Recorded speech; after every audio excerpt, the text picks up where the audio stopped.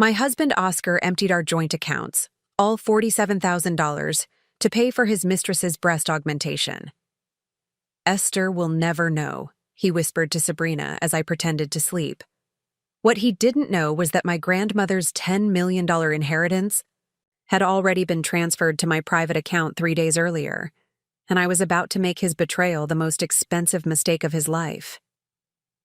The morning light filtered through our bedroom curtains as I lay perfectly still, listening to my husband of 8 years make plans to steal from me. Oscar's voice was barely above a whisper. Before we jump back in, tell us where you're tuning in from, and if this story touches you, make sure you're subscribed, because tomorrow I've saved something extra special for you.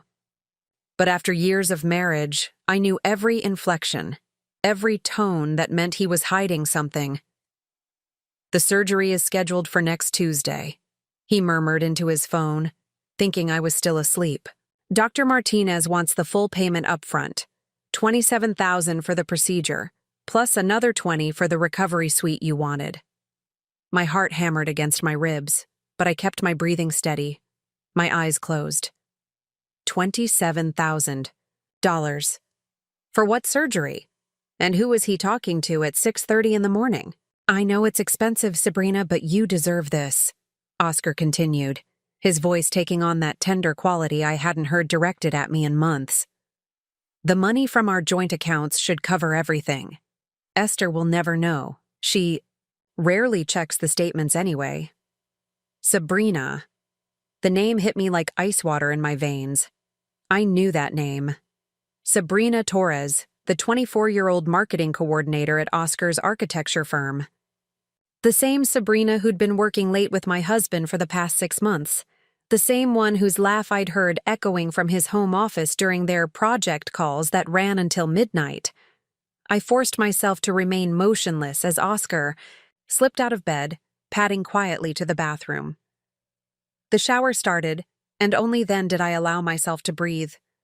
My hands trembled as I reached for my phone, quickly opening our joint banking app.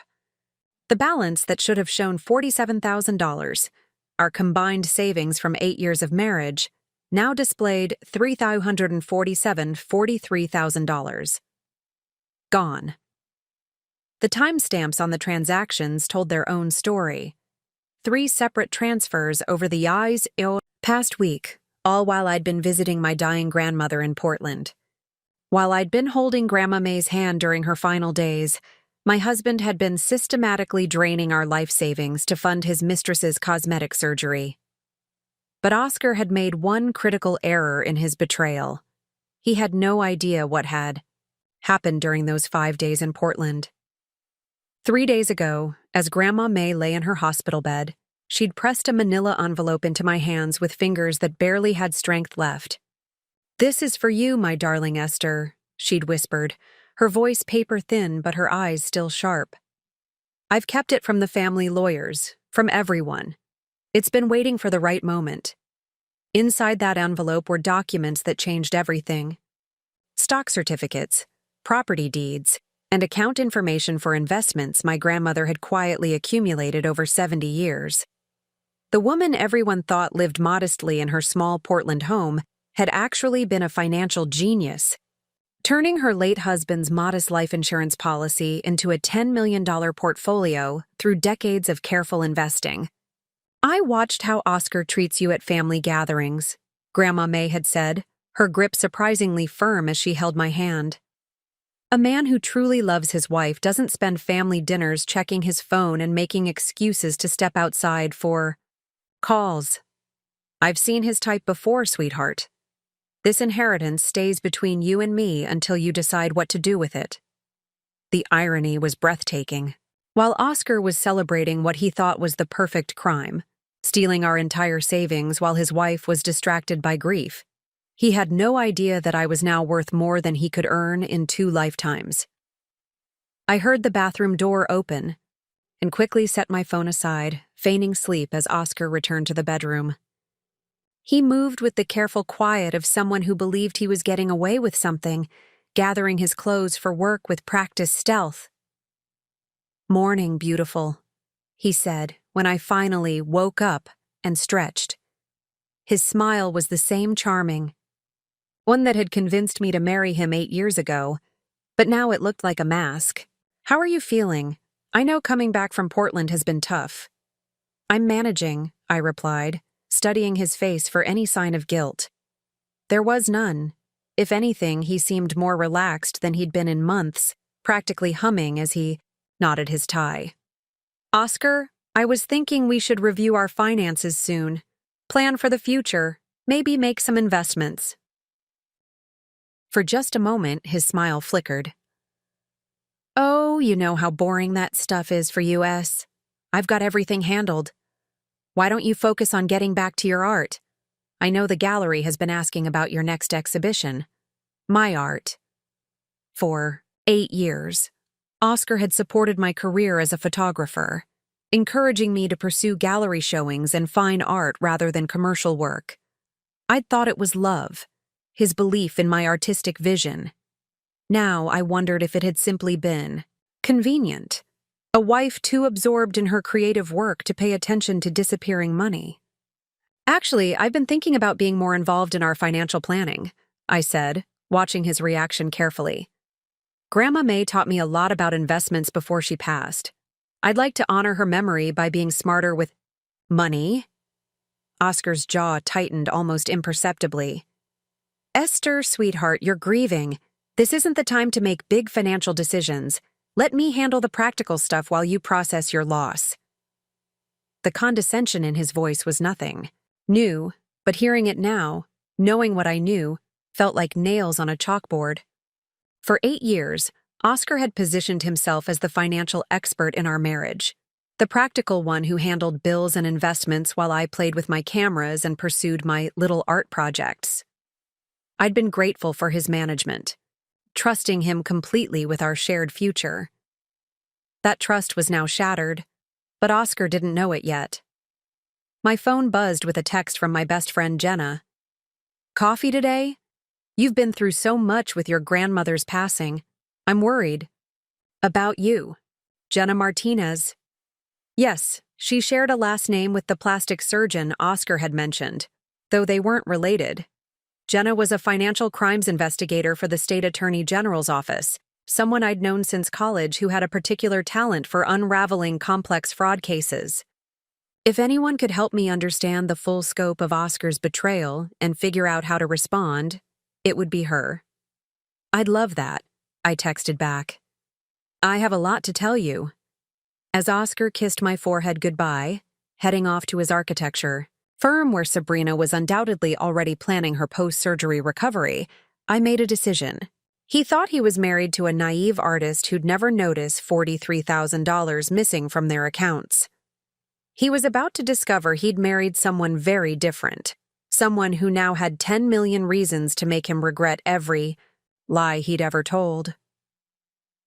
The coffee shop where Jenna and I met was one of those places designed for private conversations. Dim lighting, scattered tables with enough space between them that whispered secrets couldn't travel. I'd chosen it deliberately, knowing that what I was about to share would sound impossible to anyone who knew Oscar as the charming, successful architect he appeared to be. Jenna arrived 15 minutes early, as she always did, her sharp eyes immediately scanning my face for signs of how I was really coping with Grandma May's death. What she saw there made her lean forward with concern. "Esther, you look like you haven't slept in days. I know losing your grandmother was devastating, but there's something else, isn't there?" I pulled out my phone, showing her the banking app, with our depleted joint account.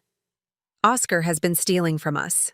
$43,000 in 5 days, while I was in Portland saying goodbye to Grandma May." Jenna's professional demeanor kicked in immediately.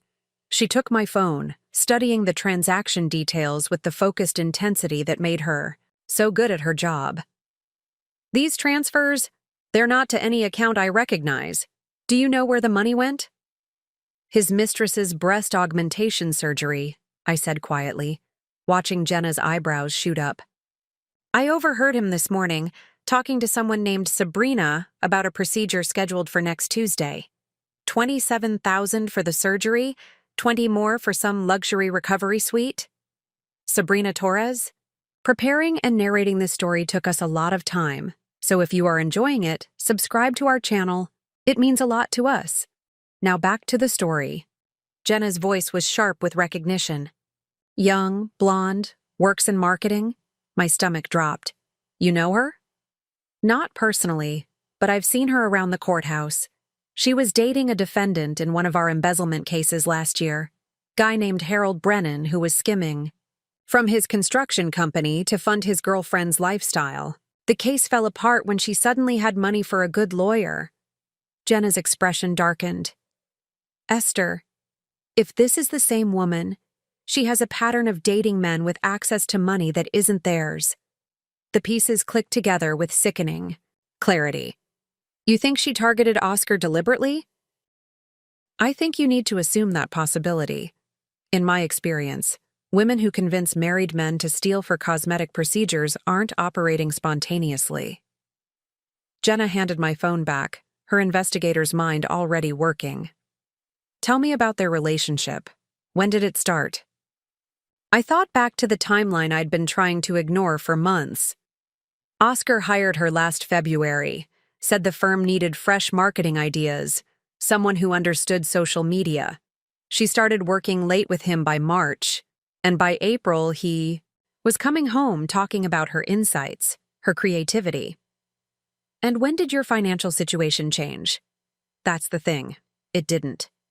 We've been careful savers, both of us contributing to that joint account for years. Oscar's been managing most of our investments, and I trusted him completely. I paused, realizing how naive that sounded now. Until 3 days ago. Jenna waited for me to continue, her patience the same quality that made witnesses feel safe, enough to tell her everything. Grandma May left me an inheritance, a significant one. I lowered my voice even further. $10 million, Jenna. Stocks, properties, investments she'd been quietly building for 70 years. She transferred everything to an account in my name alone 3 days before she died. The shock on Jenna's face was genuine. 10 million? Esther, that changes everything about this situation. If Oscar doesn't know about the inheritance, he has no idea. Grandma May specifically kept it between us. She never trusted him, said she could see through his charm. I felt tears threatening, but pushed them back. She was protecting me, and I was too blind to see I needed protection. Jenna pulled out a small notebook, her professional habits taking over. Okay, let's think about this strategically. Oscar believes he's married to someone whose biggest financial asset is a joint savings account he just emptied. He doesn't know. You're now independently wealthy, which gives you options he can't anticipate.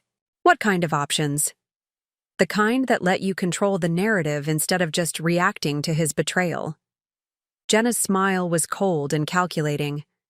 In my line of work, we call this managed discovery. You get to choose when, how, and where. Oscar learns what you know. You get to decide whether this ends with a quiet divorce or a very public reckoning. The idea of having control over this situation was intoxicating after feeling so powerless this morning. What would you do? First, I'd document everything. Every transaction, every conversation you can remember, every late-night phone call. If Sabrina is who I think she is, there might be a pattern of financial manipulation that goes beyond just your marriage. Jenna paused, studying my face. But before we go down that road, I need to ask you something difficult. How long has Oscar been financially controlling in your marriage? The question hit me like a physical blow, because I'd never thought of it that way. But as I considered it, memories flooded back. Oscar's insistence on managing our investments, his subtle dismissals when I asked about our financial planning, the way he'd encouraged me to focus on my art instead of commercial photography that might have made me more financially independent. He's been managing our money since we got married, I admitted.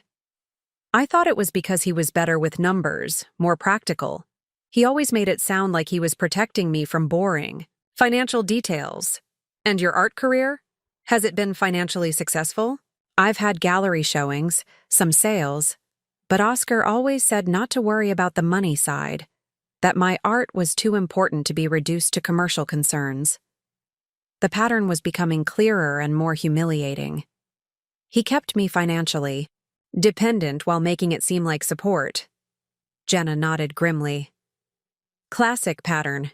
He needed you dependent enough to not question his financial decisions, but successful enough in your own field to not feel completely powerless. Until now, I agreed, feeling something cold and determined settling in my chest. Jenna, I want to know everything about Sabrina, about where our money really went, about whether this is part of something bigger. That's going to require some investigation. Are you prepared for what we might find? I thought about Oscar's casual betrayal, his tender voice as he planned to spend our life savings on another woman's body, his condescending dismissal of my desire to understand our finances. I'm prepared for anything, I said. What I'm not prepared to do is let him get away with this. Jenna's investigation began that afternoon with a phone call that would change everything. While I sat in her car outside Oscar's architectural firm, she dialed a number she'd pulled from her professional contacts. May, it's Jenna Martinez from the AG's office. I need a favor, a quiet one. She paused, listening. Remember that embezzlement case from last year, Harold Brennan? His girlfriend Sabrina Torres? She's surfaced again, and I think we might have a pattern. May Holloway turned out to be a private investigator who specialized in financial fraud cases, someone Jenna had worked with on multiple occasions. More importantly, she was someone who understood the value of discretion and had resources that could uncover information quickly. She'll meet us tonight, Jenna said after ending the call. But first, we need to do some reconnaissance of our own. That's how I found myself sitting in a car across from my husband's office building at 5:30 in the evening, watching employees stream out as the workday ended.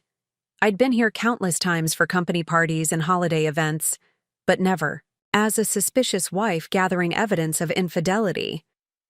There, I whispered, pointing to a figure emerging from the glass lobby.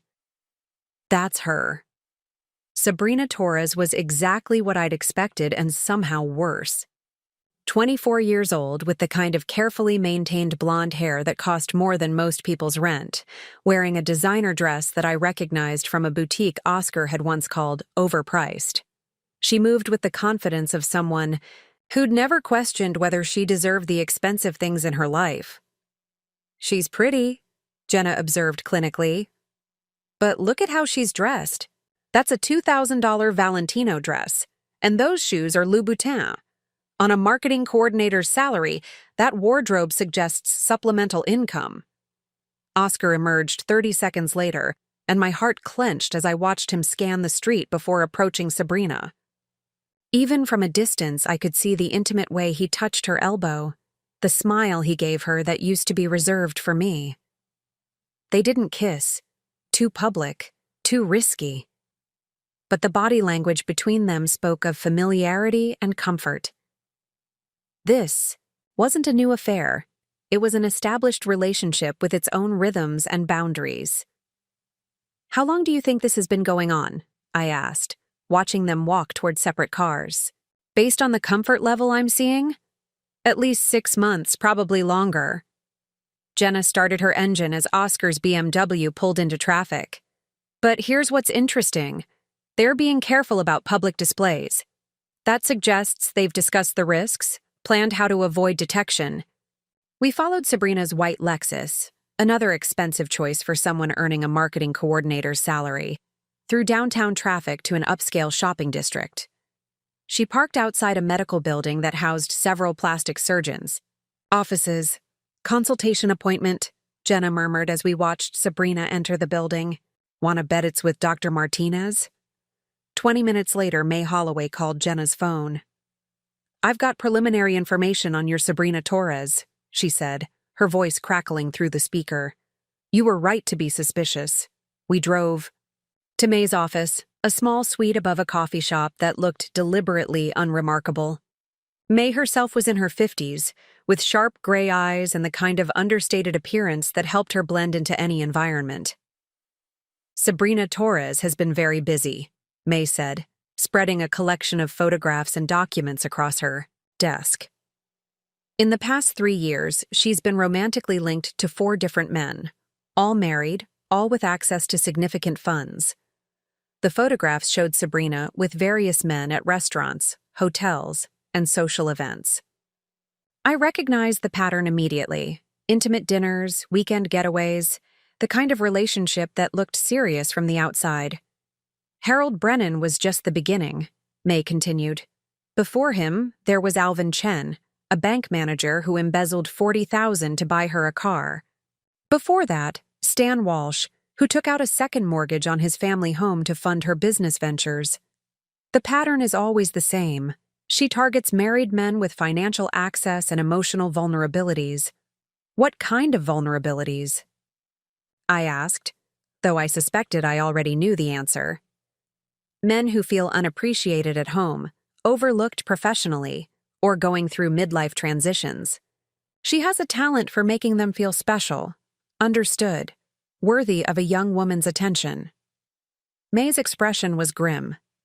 She studies them first, learns their weaknesses, then positions herself as the solution to whatever's missing in their lives.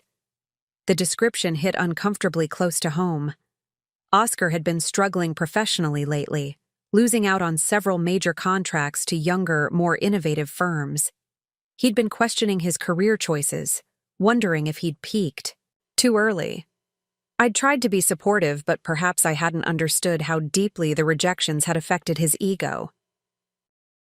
So she targeted Oscar because he was vulnerable, I said.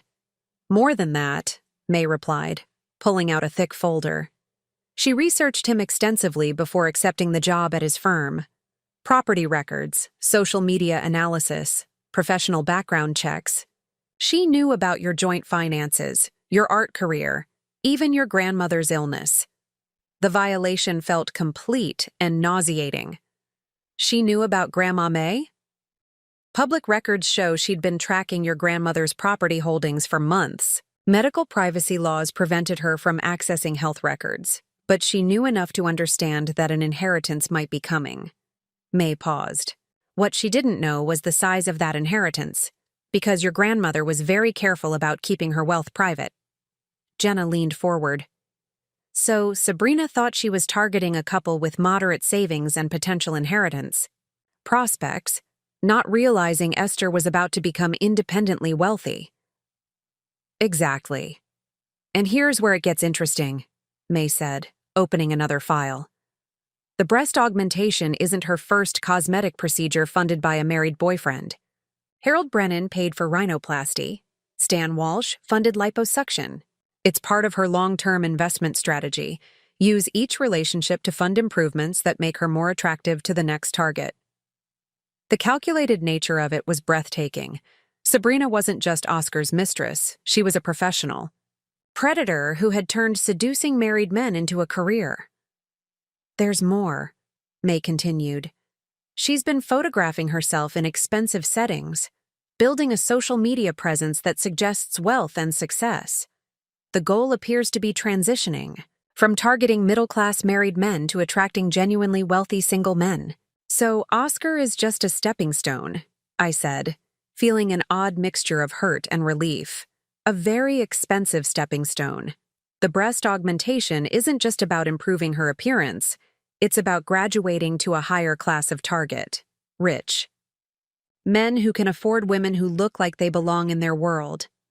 I thought about Oscar's tenderness toward Sabrina, his willingness to steal our entire savings for her surgery. He believed he was in love, that he was the center of her world. The truth was that he was just another mark in her elaborate con game. What happens next? I asked. May smiled, and there was something predatory in her expression that reminded me that she'd spent years hunting people like Sabrina. Now we give her exactly what she thinks she wants, she said. And we make sure Oscar learns the truth in the most devastating way possible. May's office felt like a war room as she laid out the evidence of Sabrina's systematic fraud across multiple relationships. The documents, photographs, and financial records painted a picture so damning that I had to remind myself this was real, not some elaborate fiction. Let's start with the timeline, May said, pulling out a detailed chart.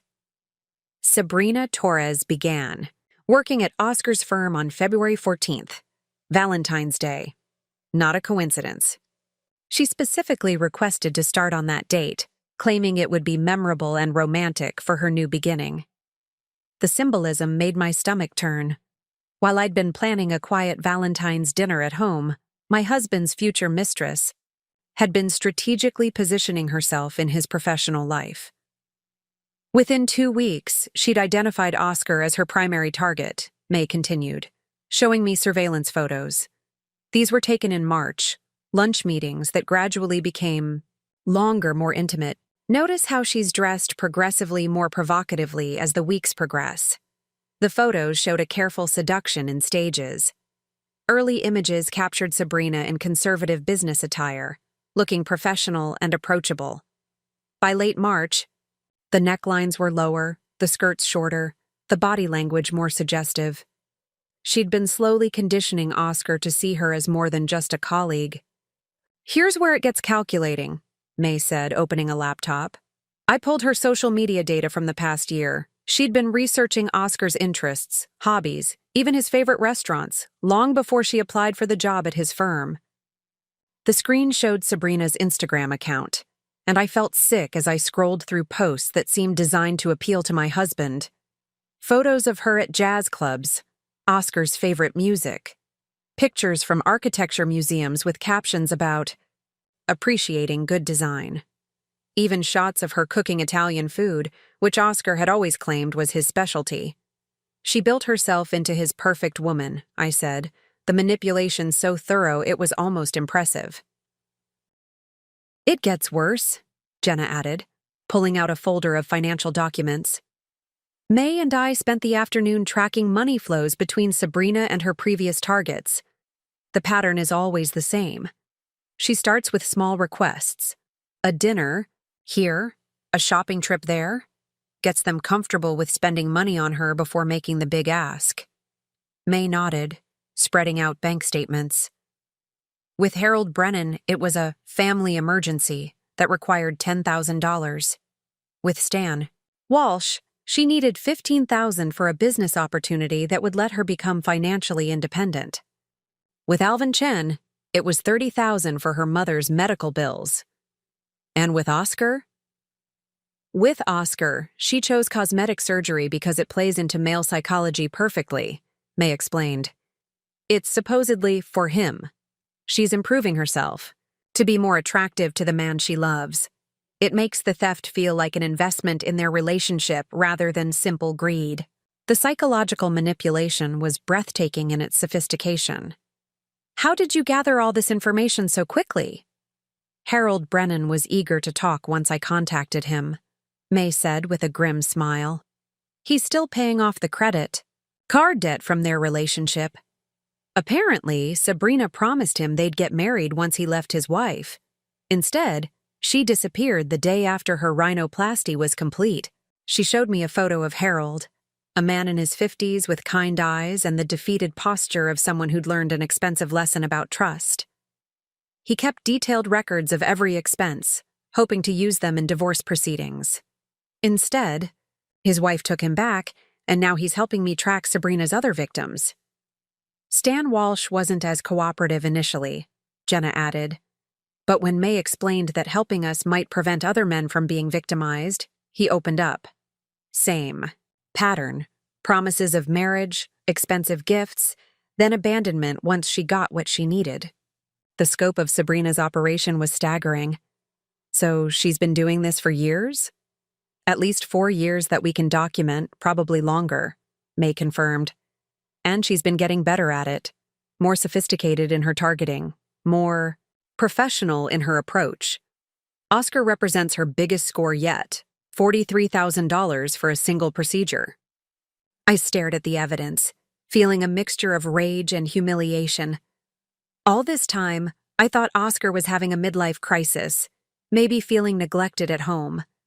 I blamed myself for not being more supportive, more attentive. That's exactly what she counted on, Jenna said firmly. Women like Sabrina exploit our tendency to look inward when marriages struggle. While you were wondering what you'd done wrong, she was systematically dismantling your husband's judgment and moral compass. May pulled out another set of documents. Here's what really matters for your situation. We have documented proof of fraud that goes beyond simple adultery. Sabrina's been operating under false pretenses from the beginning. She lied on her job application about her educational background, falsified references, and concealed her history of financial manipulation. What does that mean legally? It means Oscar isn't just a cheating husband. He's the victim of a professional con artist, Jenna explained. That changes everything about how we approach this situation. Instead of a simple divorce case, we're looking at criminal fraud charges against Sabrina and potential civil recovery of your stolen funds. May leaned forward, her expression intense. But here's the crucial question. Do you want to save your marriage or destroy it? Because the approach we take depends entirely on whether you see Oscar as a victim to be rescued or a perpetrator to be punished. The question hung in the air like a challenge. 3 days ago, I would have said I wanted to save my marriage, that Oscar was the love of my life worth fighting for. Now, looking at evidence of months of calculated deception, I wasn't sure which version of Oscar was real. The man I'd married or the man who'd stolen our life savings for his mistress's breast augmentation. I need to see more, I said finally. I need to understand exactly how deep this goes before I decide anything. May smiled approvingly. Smart approach, because what I've shown you so far is just the foundation. Wait until you see what Sabrina has planned for after the surgery. She pulled out a final folder, thicker than all the others combined. This is where it gets really interesting. Sabrina isn't planning to disappear after the breast augmentation. She's planning to escalate. Blood ran cold. Escalate how?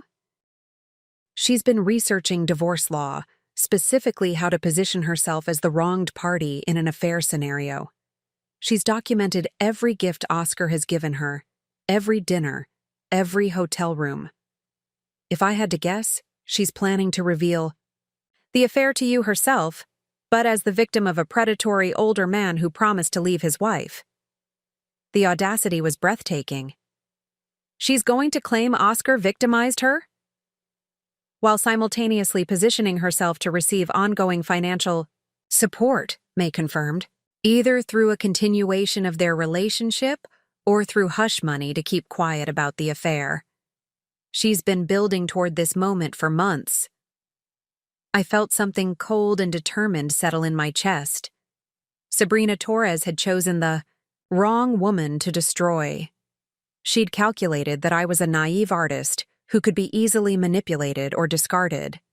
She had no idea she was about to face someone with $10 million and a growing network of allies who specialized in taking down exactly her type of predator. Show me everything, I said. I want to know her complete plan before I decide how to destroy it. May opened the thick folder with the deliberate care of someone revealing a bomb. Inside were photographs, documents, and printed communications that painted a picture so disturbing I had to grip the edge of her desk to steady myself. What you're about to see goes beyond simple financial fraud, May said quietly. Sabrina hasn't just been targeting Oscar. She's been orchestrating the systematic destruction of your marriage from the inside. The first document was a printed email chain between Sabrina and someone named ariver@discreetconsulting.com. The subject line read, Carter Project, Phase 3 Implementation. Who is A. Rivera? I asked, though I dreaded the answer. Alicia. Rivera. She runs what she calls a relationship consulting business, but it's actually a service that helps women extract maximum financial benefit from affairs with married men, May explained. Think of it as coaching for professional mistresses. I read the email with growing horror. Subject, Carter Project, Phase 3. Implementation Sabrina. Excellent progress on Phase 2. Target's emotional dependency is now established and financial boundaries have been successfully eroded. Ready to proceed with Phase 3. Remember, the goal isn't just the surgery money, it's positioning for long-term extraction. You've done well isolating him from wife's financial awareness, but we need to accelerate the timeline. Recommend implementing crisis pregnancy scenario within 6 weeks of surgery recovery. This creates urgency for permanent commitment while wife is still unaware of relationship. Attached. Documentation templates for pregnancy claims. Recommended medical contacts for false confirmation. Timeline for maximum emotional impact. Fee for Phase 3 consultation, $15,000 as discussed. AR, my hands were shaking as I set down the email. She's planning to fake a pregnancy? It gets worse, Jenna said grimly, pulling out another document. Look at Sabrina's response. A. Phase 3 approved. Surgery scheduled for Tuesday. Recovery 2 on 3 weeks. Will implement pregnancy scenario by mid-next month. One complication. Wife's grandmother died last week. Oscar mentioned possible inheritance, but amount unknown. Should I accelerate timeline or investigate inheritance potential first? Also concerned about wife's friend Jenna Martinez, AG's office employee. If wife becomes suspicious, this could be problematic contact. Advise on risk. Assessment. The room went silent as the implications sank in. She knows about you, I said to Jenna. She's been tracking my relationships, identifying potential threats to her plan. And she knew about your grandmother's death before she finalized the surgery timeline, May added. This email is dated 2 days after your grandmother passed. She was calculating whether to steal the money immediately or wait to see if there was a bigger prize. I felt violated in a way that went beyond simple betrayal. She's been studying my entire life, Xiao nodded, pulling out a manila folder thick with photographs. These are surveillance photos taken over the past 3 months. Not by me, by someone Sabrina hired to document your routines, your relationships, your vulnerabilities. The photos showed me going about my daily life, completely unaware I was being watched. Pictures of me at the gallery where I exhibited my work, at the coffee shop where I met friends, even at the hospital in Portland visiting Grandma May. Someone had been following me, cataloging my movements, looking for weaknesses to exploit. The hospital photos are the most disturbing, May said, her voice tight with anger. She was documenting your grief, your emotional state during your grandmother's illness, gathering intelligence on how distracted you were, how vulnerable. One photo showed me crying in the hospital corridor after a particularly difficult conversation with doctors about Grandma May's prognosis. The photographer had captured my breakdown from across the waiting room, invading one of the most private moments of my life. She used my grief against me, I whispered. While I was focused on Grandma May, she convinced Oscar I was emotionally unavailable, that he deserved someone who could give him attention. Exactly. And look at this, Jenna said, pointing to another email exchange. She's been feeding Oscar specific talking points designed to create distance between you two. The printed conversation showed Sabrina coaching Oscar on how to make me feel guilty about my art career, my time with friends, even my devotion to my dying grandmother. Your wife seems very absorbed in her own world. Art, friends, family drama. When was the last time she really focused on you? You deserve someone who puts you first. It's natural for successful men to need intellectual stimulation. Your wife is talented, but her interests are so limited. You need someone who can discuss your work, understand your ambitions. I worry that you're giving so much to everyone else. Your firm, your wife's career, her family obligations. Who's taking care of Oscar's needs? She's been systematically poisoning his perception of me, I said. The manipulation so thorough it was almost artistic in its evil precision, while simultaneously positioning herself as everything you supposedly weren't. May confirmed. Available, supportive, interested in his work. She studied your marriage for months, identified every small complaint or moment of stress, then crafted herself into the perfect antidote. The scope of the deception was breathtaking. How long has this been planned? May pulled out a calendar marked with dates and annotations. Based on the evidence, she's been researching you and Oscar for at least 8 months before she applied for the job at his firm. This wasn't an opportunistic affair. It was a calculated campaign designed to destroy your marriage and extract maximum financial benefit. But why me? Why Oscar? We're not wealthy by most standards. That's where you're wrong, Jenna said, spreading out property records and financial documents. Sabrina did her homework. She knew about your joint assets, Oscar's earning potential, and most importantly, she knew your grandmother owned significant property in Portland. May pointed to a research report with my name on the cover. She hired a private investigator to research your family background. They identified your grandmother as a potential inheritance source, but underestimated the value significantly.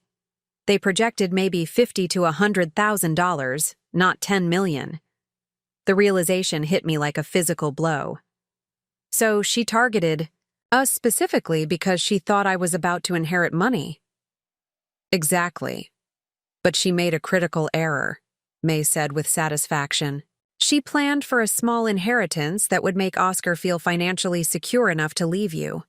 She didn't plan for an inheritance large enough to make you completely independent of him. The irony was perfect and terrifying. Sabrina had orchestrated the destruction of my marriage to access what she thought was a modest inheritance, not knowing she was actually positioning me to discover her scheme while having the resources to destroy her completely. There's one more thing, May said, her expression darkening. The pregnancy plan isn't just about trapping Oscar. According to her communications with Alicia Rivera, if the pregnancy scenario succeeds, they're planning to blackmail you into a generous divorce settlement. Blackmail me how? By threatening to go public with Oscar's affair, his theft of marital assets, and his abandonment of his wife during her family crisis. They've been building a narrative where you're the cold, self-absorbed wife who drove your husband into the arms of a younger woman. The complete picture was finally clear. Sabrina hadn't just targeted my husband. She'd planned to destroy my reputation, my marriage, and my financial security, all while positioning herself as the victim of a predatory, older man. She'd chosen the wrong target, and she was about to learn exactly how expensive that mistake would be. The weight of Sabrina's calculated betrayal settled over me like a cold blanket, but instead of despair, I felt something sharper and more dangerous crystallizing in my chest. For the first time in days, my mind was completely clear. I'm not going to be their victim, I said, my voice steadier than it had been since this nightmare began. But I'm also not going to react emotionally and give them any advantage they can exploit. May leaned back in her chair, studying my face with approval. What are you thinking? I'm thinking that Sabrina has made one critical miscalculation after another, and I want to use every single one against her. I stood up, pacing to the window that overlooked the street. She researched my family for inheritance potential, but missed the real scope of what Grandma May left me. She's planned for a wife who would be financially devastated by divorce, not one who could buy and sell her 10 times over. Jenna pulled out her notepad, her investigator instincts kicking in. So we use the inheritance as leverage? Not leverage, strategic. Advantage. She doesn't know about the 10 million, which means she's still operating under assumptions that are completely wrong. I turned back to face them, feeling the familiar calm that came when I was analyzing a complex problem. My background isn't just in art, you know? Before I met Oscar, I worked in corporate consulting, helping companies identify and eliminate internal fraud. This was the piece of my history I rarely discussed, the career I'd set aside when Oscar convinced me to focus on my artistic passion. Now those analytical skills felt like weapons I could finally use. Sabrina thinks she's dealing with a naive artist who trusts her husband completely, I continued. She has no idea she's actually targeted someone who specialized in uncovering exactly the kind of systematic deception she's been running. May's eyes lit up with understanding. You want to investigate her the way you would a corporate fraud case. Exactly. But more than that, I want to feed her false information and watch her adapt her plan based on lies we control. The strategy was forming in my mind with crystal clarity. She's been gathering intelligence on me for months. Now it's time for her to receive some very specific intelligence that serves our purposes. I sat back down, pulling out my phone. First, we need to understand exactly what she knows about my current financial situation. Then we need to carefully control what she learns going forward. How do we do that without tipping her off? Jenna asked. The answer came to me with the satisfaction of a puzzle piece clicking into place. Oscar. He's been our weak link, but now he's going to be our asset. He thinks I'm completely unaware of his affair, which means anything I tell him, in confidence, will go straight to Sabrina. May grinned, catching on immediately. You want to use your husband as an unwitting double agent. Precisely. But we have to be careful about timing and information flow. I pulled out a piece of paper, sketching out a timeline. Sabrina's surgery is scheduled for Tuesday. That gives us 4 days to position the pieces exactly where we want them. The plan began forming with the methodical precision of my old consulting work. Here's what she expects. A wife who discovers the affair after the surgery, probably through a carefully orchestrated revelation designed to make her look like the victim, and Oscar like the predator. She's counting on my emotional reaction to cloud my judgment. Instead, May prompted, she's going to discover that her research was fatally incomplete, her timeline is completely compromised, and the woman she thought was an easy mark has been several steps ahead of her for days. I turned to Jenna. I need you to continue your official investigation, but carefully. No direct contact with Sabrina yet. I want her feeling secure and proceeding with her original plan. Can you do that without raising flags? Absolutely. My investigation is focused on her previous victims right now. She has no reason to know I'm connected to you personally. Good. May, I need you to expand the surveillance, but I want it targeted, specifically. I need to know her exact movements, who she talks to, and most importantly, I need to document her continued coordination with this Alicia Rivera. May nodded, already making notes. What about the pregnancy plan? Do we try to prevent it or let it play out? The question required careful consideration. We let her think it's proceeding normally, but we make sure we have evidence of the premeditation. When she eventually claims to be pregnant with Oscar's child, I want to be able to prove it was calculated fraud, not an accident of passion. That's risky, Jenna warned. If she convinces Oscar she's pregnant, he might do something irreversible like leaving you or demanding a divorce. Then we make sure he doesn't get the chance. I felt the cold satisfaction of a plan coming together. I'm going to accelerate my own timeline. Instead of waiting for Sabrina to reveal the affair on her terms, I'm going to control when and how it comes to light. I stood up again, energy coursing through me as the strategy crystallized. But first, I need to gather some intelligence of my own. Oscar thinks I'm grieving and distracted, completely focused on Grandma May's death. That gives me cover to do things that might seem suspicious under normal circumstances. Like what? May asked. Like consulting with divorce attorneys, moving assets to secure accounts, and documenting every aspect of our marriage and financial situation. I paused, thinking through the implications. I'm also going to start making some very specific comments to Oscar about our financial future, comments I know he'll share with Sabrina. The psychological warfare aspect of the plan was particularly satisfying. She's been manipulating him with carefully chosen words for months. Now it's my turn to plant some information and watch how she reacts. Jenna leaned forward, intrigued. What kind of information? The kind that will make her believe she needs to accelerate her timeline, that waiting for the pregnancy plan might mean missing a bigger opportunity.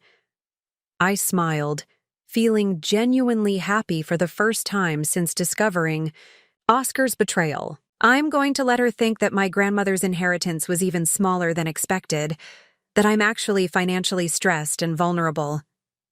You want her to get greedy and make mistakes, May said with admiration.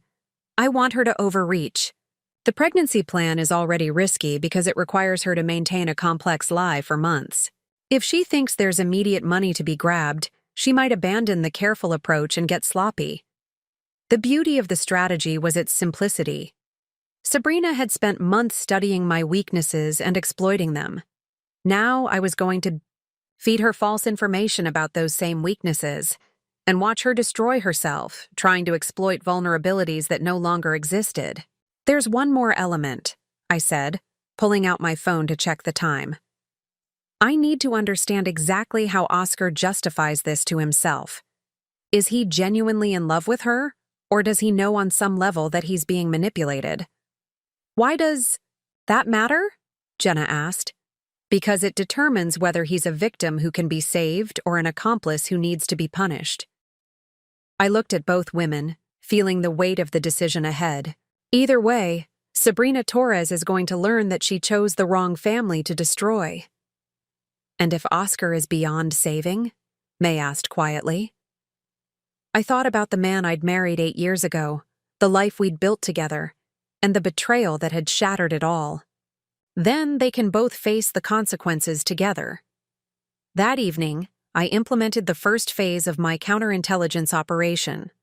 Armed with my old corporate fraud investigation skills and a burning need for answers, I began systematically examining every aspect of my marriage through the lens of potential deception. The home office Oscar and I shared became my command center. While he was supposedly working late again, undoubtedly with Sabrina, I methodically went through our shared computer, financial documents, and personal records with the trained eye of someone who'd spent years uncovering corporate embezzlement. What I found was worse than I'd imagined. Our shared laptop's browser history revealed a digital trail of deception spanning 8 months. Oscar had been researching divorce law, specifically how assets were divided in cases of adultery. More disturbing were his searches about financial hiding strategies and protecting assets during marriage dissolution. He'd been planning this much longer than even Sabrina's timeline suggested. I opened a new spreadsheet, applying the same systematic approach I'd used in corporate investigations. Column by column, I tracked every suspicious transaction, every unusual expense, every deviation from our normal financial patterns. The picture that emerged was of a man who'd been systematically preparing to leave his marriage while extracting maximum financial benefit. The earliest suspicious transaction dated back 11 months, a $3,000 cash withdrawal with no corresponding expense in our joint records. I cross-referenced the date with Oscar's work calendar and felt my stomach drop. It was the same day Sabrina had started her previous job at a marketing firm across town, 3 months before she'd applied to work at Oscar's company. They'd known each other longer than either had admitted. I pulled up Oscar's credit card statements, scanning for patterns I'd missed when I'd trusted him completely. There, monthly charges to a storage facility I'd never heard of, dating back 10 months. Small amounts, easy to overlook among legitimate business expenses, but consistent enough to indicate something significant being stored there. My hands trembled as I called the storage facility, using the account number from Oscar's statements. Golden Gate Storage. This is Harold speaking. Hi, I'm calling about account 4B571. I'm Oscar Carter's wife, and I need to know what items we have in storage there. We're doing some insurance updating. There was a pause.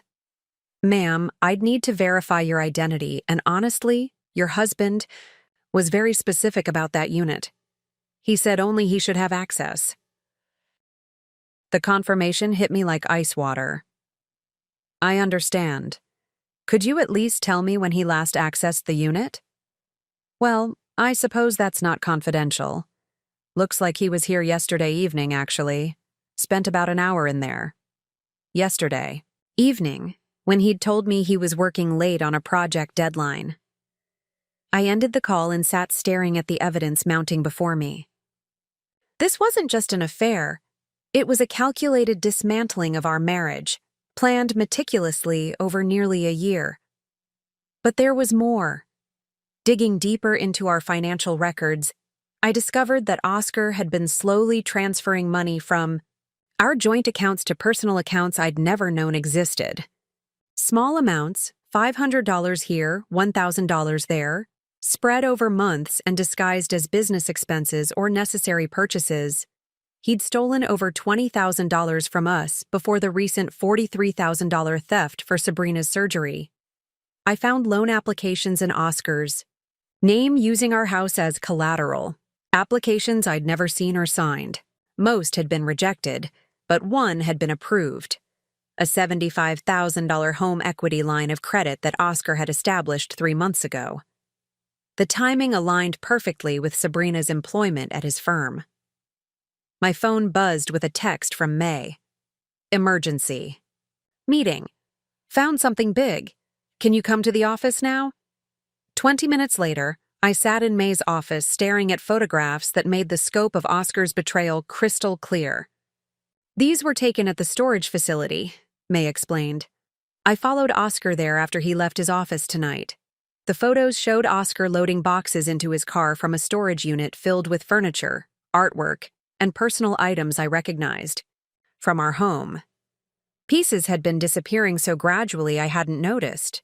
A vintage lamp here, a small painting there, decorative items that held sentimental value. He's been systematically moving your belongings out of the house, May said grimly.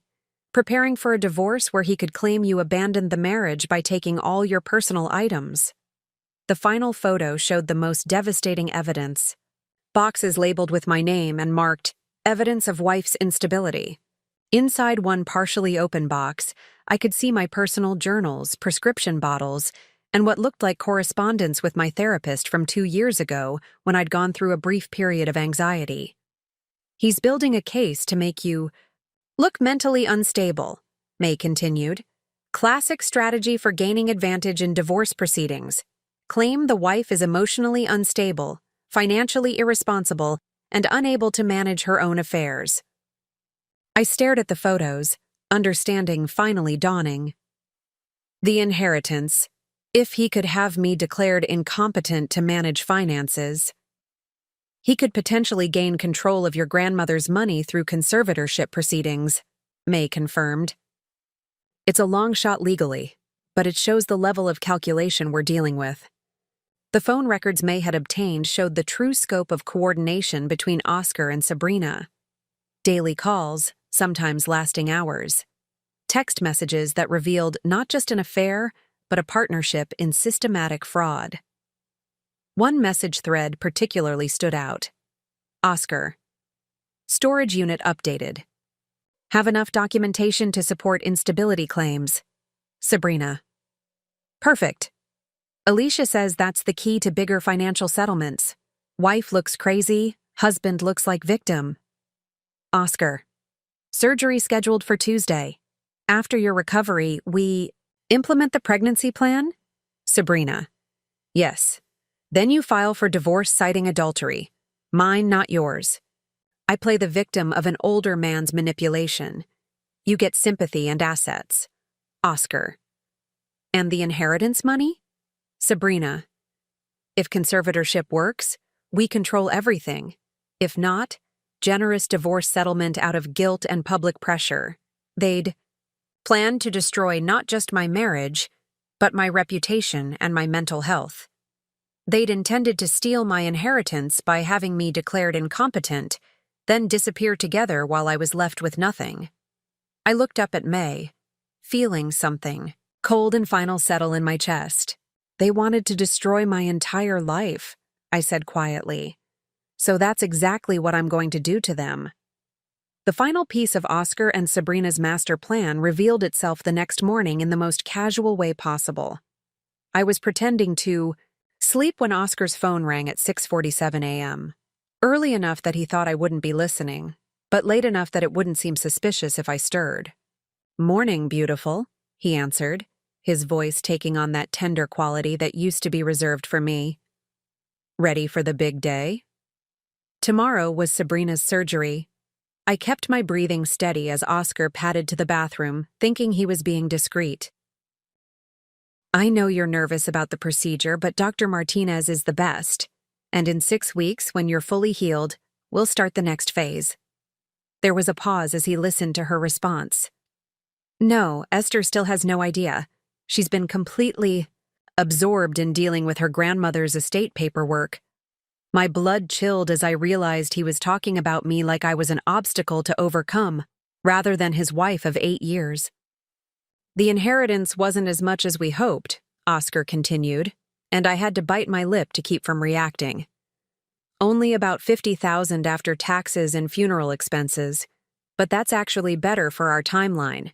Means she'll be more dependent on our joint assets when the divorce happens." The lie was breathtaking. Oscar had no idea about the real inheritance because I'd followed Grandma May's advice to keep it completely private. He was making financial projections based on complete fiction, which meant their entire plan was built on false assumptions. "Alicia thinks 6 weeks is perfect timing for the pregnancy announcement," Oscar said, his voice dropping to a whisper.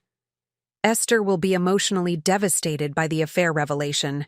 Then we hit her with the pregnancy news. She'll be so desperate to avoid public humiliation that she'll agree to whatever settlement terms we propose." I pressed my face into the pillow, using every ounce of self-control not to scream. They were planning to fake a pregnancy to manipulate me into a disadvantageous divorce settlement, counting on my desire to avoid scandal to make me compliant. "The conservatorship angle is our backup plan," Oscar continued. "I've been documenting her emotional instability since her grandmother got sick. If she fights the divorce terms, we present evidence that she's not competent to manage finances independently." The bathroom door opened, and Oscar returned to the bedroom, still talking quietly. "I know it seems harsh, but this is our chance at real financial security. Alicia's other clients have gotten settlements worth hundreds of thousands using this exact strategy. Our chance." As if stealing from his wife was a joint venture they were embarking on together. "I love you too," Oscar said softly before ending the call. Then he slipped back into bed beside me, pressing a gentle kiss to my shoulder. "Morning, sweetheart. How are you feeling today?" The casual affection after what I'd just heard made my skin crawl, but I managed to turn toward him with what I hoped looked like sleepy contentment. "Better. I think I'm finally starting to process everything with Grandma May." "I'm glad," he said, stroking my hair with the same hand that had just been holding a phone while he planned my financial and emotional destruction. "Take all the time you need to grieve. I'll handle everything else. Everything else. Like stealing. Our life savings and planning to have me declared mentally incompetent." After Oscar left for work, I called an emergency meeting with May and Jenna. We gathered at a different location this time, a private conference room at Jenna's office that was regularly swept for surveillance equipment. "They're not just planning to steal money," I told them, recounting the morning's overheard conversation. "They're planning to destroy my capacity to fight back by attacking my mental competency." May's expression was grim as she spread out new documents across the table. That aligns with what we found in Alicia Rivera's communications. She's been coaching multiple women in what she calls total asset extraction, not just getting money from affairs, but positioning the wife as the problem while the husband and mistress appear sympathetic. The documents showed a sophisticated operation. Alicia Rivera wasn't just coaching individual mistresses, she was running what amounted to a marriage destruction service, complete with legal strategies, psychological manipulation techniques, and media management for when affairs became public. "Look at this," Jenna said, pointing to a pricing sheet. "She charges $15,000 for basic extraction, getting money for immediate needs. $50,000 for relationship transition, helping the affair partner become the primary relationship. and $100,000 for total asset acquisition, gaining control of the wife's assets through legal manipulation. The scope was staggering. How many marriages has she destroyed? At least 30 that we can document over the past 5 years, May replied. The average settlement she's helped extract is over $200,000 per case. She's made herself wealthy by teaching women how to systematically destroy other women's lives. I stared at the evidence, understanding finally that I wasn't just dealing with my husband's affair and his mistress's greed. I was up against a professional network designed to transfer wealth from wives to mistresses through elaborate psychological and legal manipulation. They think they're dealing with a grieving widow who's emotionally unstable and financially naive, I said slowly. They have no idea I know about any of this, and they certainly don't know about the real inheritance, which gives us the perfect opportunity to feed them exactly the information we want them to have, May said with satisfaction. I pulled out my phone, looking at a text Oscar had sent an hour earlier. Working late again tonight, sweetheart. Don't wait up. He's going to be with Sabrina, probably finalizing tomorrow's surgery plans, I said, which means tonight is perfect for the next phase of our operation. Jenna leaned forward. What did you have in mind? I smiled, feeling the cold satisfaction of a plan coming together perfectly. It's time for Oscar to learn some very specific information about my emotional state and financial situation. Information that will make Sabrina and Alicia Rivera accelerate their timeline in exactly the way we want them to. You're going to manipulate the manipulators, May said approvingly. I'm going to give them enough rope to hang themselves, I corrected.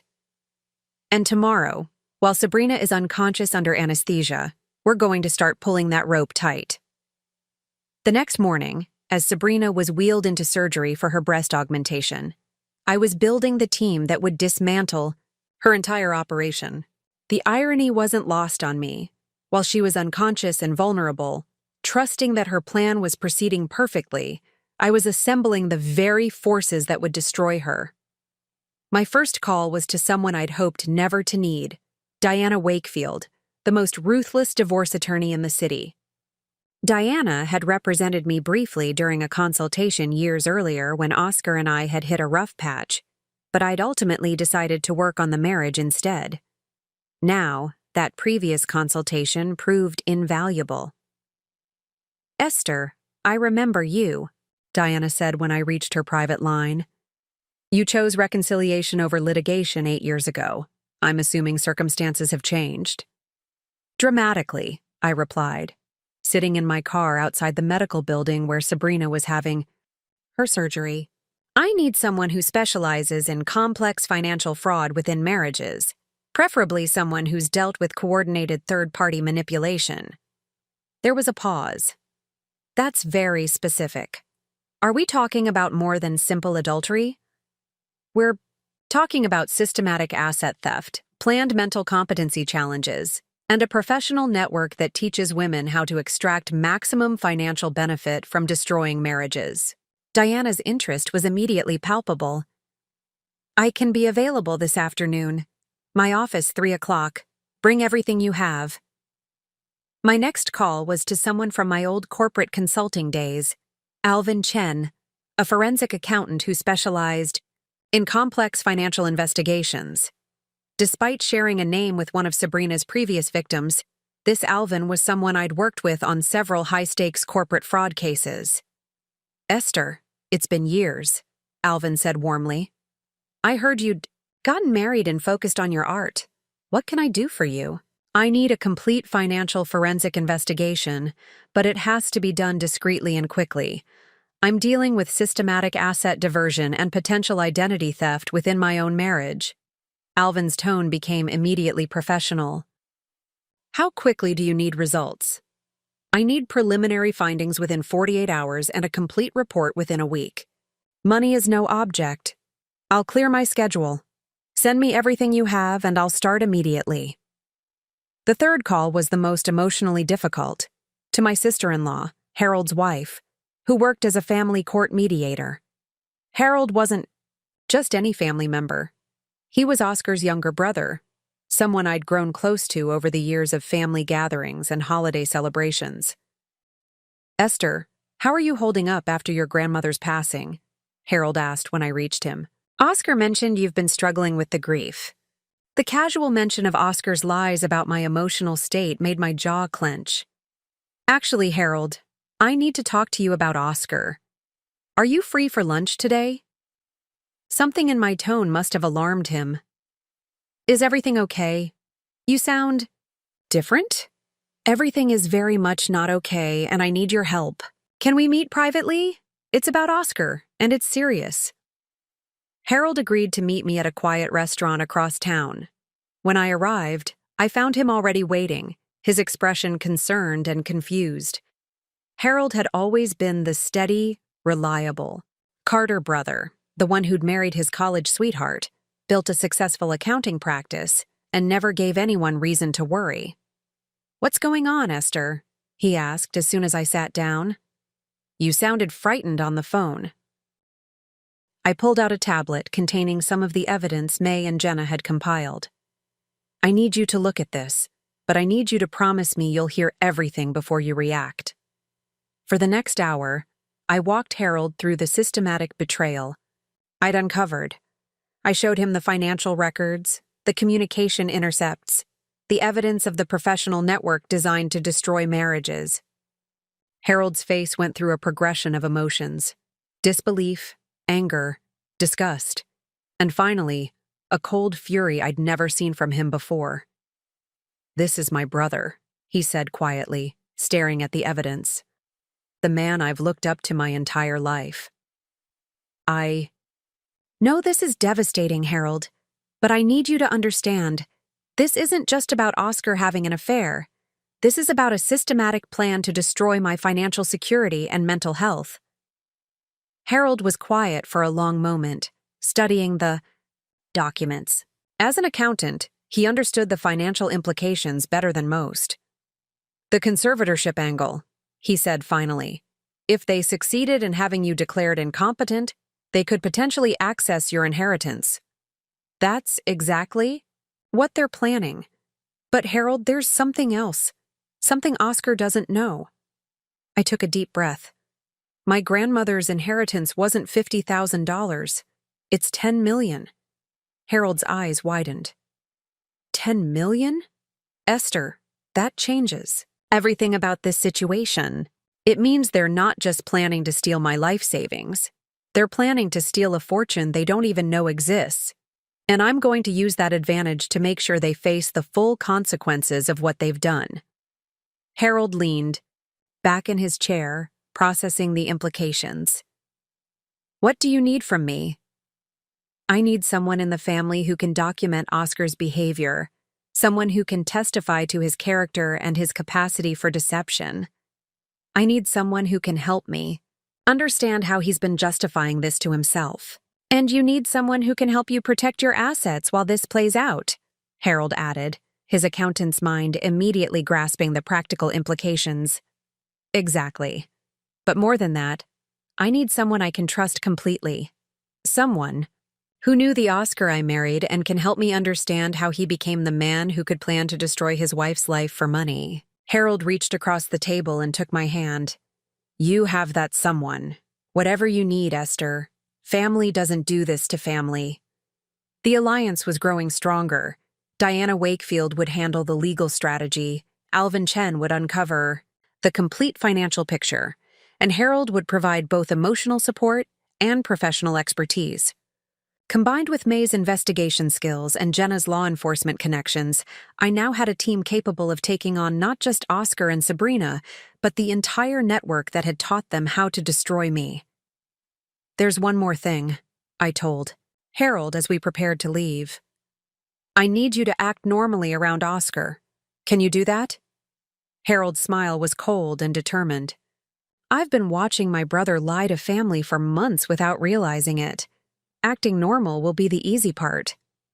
As I drove home, I felt the satisfaction of pieces falling into place.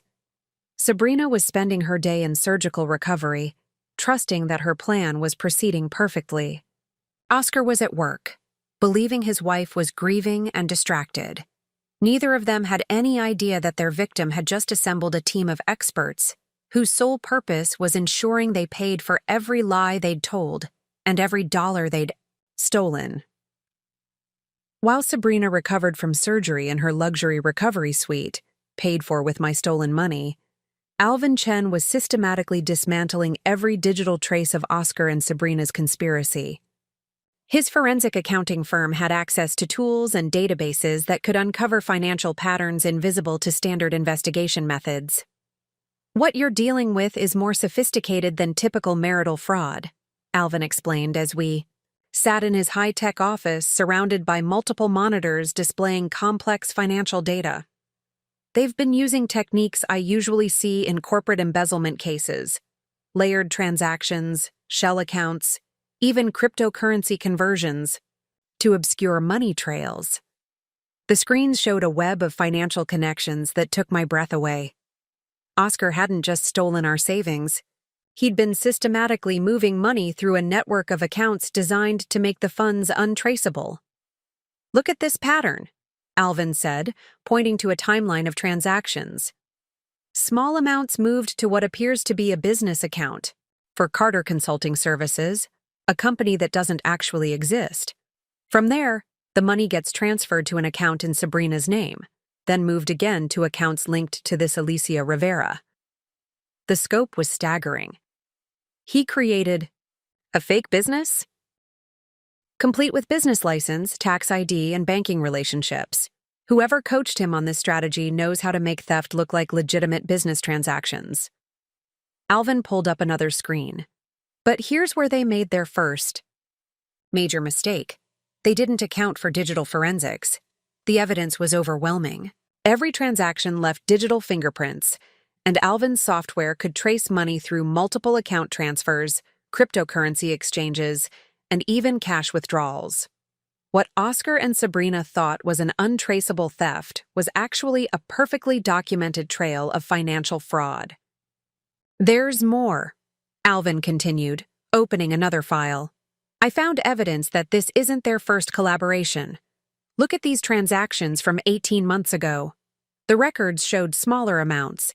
$3,000 here, $5,000 there, moving through the same network of accounts long before Sabrina officially worked at Oscar's firm. They'd been planning this relationship and its financial benefits for far longer than I'd imagined." "They've done this before," I said, staring at the evidence. "Multiple times, with increasing sophistication. And look at this." Alvin pointed to a series of payments to legal firms specializing in contested divorces and mental competency hearings. They've been paying for legal consultations about how to challenge a spouse's mental fitness for over a year. The betrayal went deeper than I'd thought possible. Oscar hadn't just fallen for another woman and gotten carried away. He'd been systematically planning to destroy my life for over a year, possibly longer. My second stop was with May, who had spent the day conducting digital surveillance on Sabrina's network. Her office now looked like a command center, with multiple screens tracking communications, social media activity, and location data. "Sabrina's been remarkably active for someone recovering from surgery," May reported with grim satisfaction. "Look at this."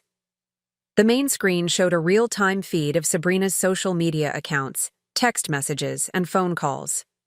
Despite being in post-surgical recovery, she'd been coordinating with Alicia Rivera and at least 3 other women following similar playbooks with their own targets. "She's not just Oscar's mistress. She's part of a coordinated network," May explained. "They share strategies, legal contacts, even medical professionals who will provide false documentation when needed. One conversation particularly caught my attention. Sabrina: "Surgery went perfectly. Recovery suite is amazing. Oscar: "Spared no expense." Alicia: "Good. Ready for pregnancy timeline acceleration?" Sabrina: "Actually, want to discuss timeline change. Target's wife seems more financially vulnerable than expected. Might be opportunity for immediate asset grab." Alicia: "Explain." Sabrina: "Inheritance was smaller than projected. She's emotionally fragile, financially dependent. Oscar thinks we can trigger mental breakdown, then emergency conservatorship within weeks. My hands clenched as I read their casual discussion of destroying my mental health for financial gain. But there was something else in the conversation that caught my attention. "They're accelerating their timeline," I said to May. "And they're doing it based on false information about my financial situation. Which gives us the perfect opportunity to control their next moves," May replied. "If they think you're more vulnerable than expected, they'll get sloppy and make mistakes." The third piece of digital intelligence came from an unexpected source, Harold, who had spent the day monitoring Oscar's communications with the family. As Oscar's brother and business partner in some investments, Harold had legitimate access to several of Oscar's accounts and communications. "I found something disturbing," Harold told me over a secure video call. "Oscar's been researching your medical history, specifically looking for any evidence of mental health treatment or psychological instability." The violation felt complete. "He's been through my private medical records?" "Worse, he's been corresponding with someone claiming to be your former therapist, trying to get information about your sessions from 2 years ago."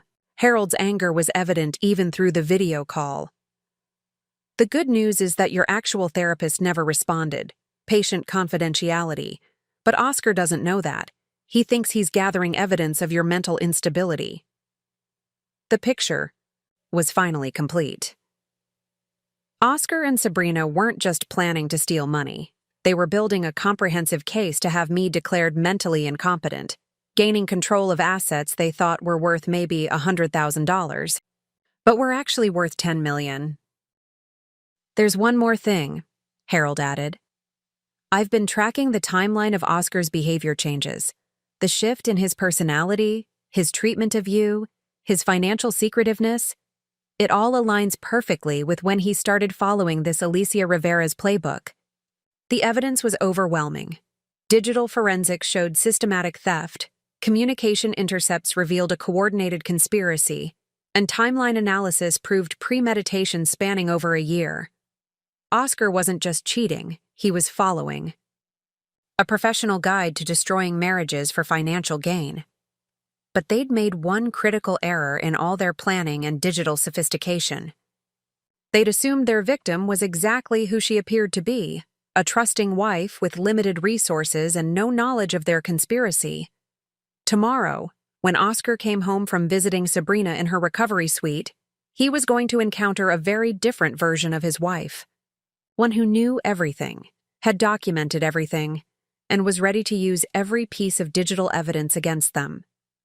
The quiet artist they'd been planning to destroy was about to become the architect of their complete downfall. Diana Wakefield's law office occupied the top floor of a glass tower downtown, with windows that offered a commanding view of the city. The symbolism wasn't lost on me as I sat across from her mahogany desk, surrounded by legal tomes and case files that represented decades of high-stakes divorce litigation. In 30 years of family law, I've never seen documentation this comprehensive, before the opposing party even knows they're being investigated, Diana said, reviewing the evidence folders spread before her. "You've essentially handed me a completed case file." She pulled out a yellow legal pad, her movements precise and economical. "Let's discuss strategy. We have multiple options, each with different outcomes and timelines." Diana outlined 3 potential approaches: immediate confrontation with demands, for asset recovery, allowing Oscar and Sabrina to proceed with their plan while gathering additional evidence, or what she called controlled detonation, revealing our knowledge at the moment of maximum legal advantage. Given the sophistication of their conspiracy and the involvement of this Alicia Rivera network, I recommend the controlled detonation approach, Diana continued. We let them commit to their most damaging actions, the fake pregnancy, the competency, challenge, the asset transfers, then reveal everything at once. How do we ensure they actually commit to those actions without causing irreversible damage to my position? Diana smiled with the confidence of someone who'd orchestrated dozens of similar takedowns. We feed them information that makes their Current plans seem not just viable, but urgent, and we do it through channels they'll never suspect.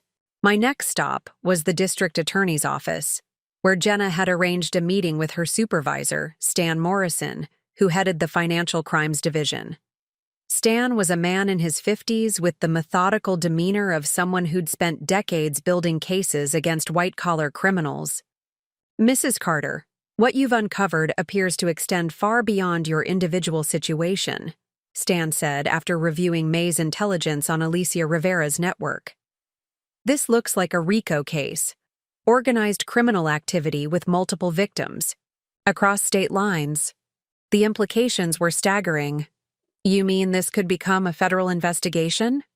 "It should become a federal investigation. If we can prove this, Alicia Rivera has been coaching women in multiple states to commit marriage fraud, elder abuse, and financial crimes.